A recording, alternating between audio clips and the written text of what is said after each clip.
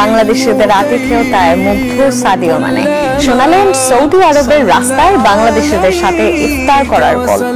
Sadio মানেকে না চিনেও রমজান মাসে ডেকে ইফতার করান কিছু প্রবাসী বাংলাদেশি মানুষ।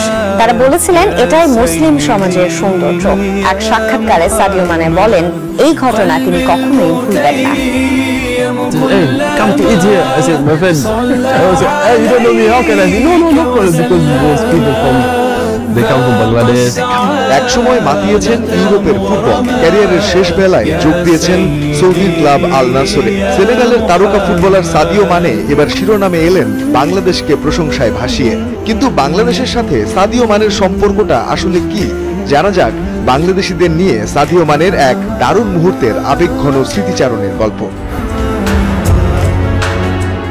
সৌদি আরবে খেলতে গিয়ে দেশটির সংস্কৃতি, মানুষের আন্তরিকতা ও মুসলিম সমাজের আতিথেয়তায় দারুণভাবে মুগ্ধ হয়েছেন আফ্রিকার একজন শীর্ষ তারকা ফুটবলার সাদিও মানে।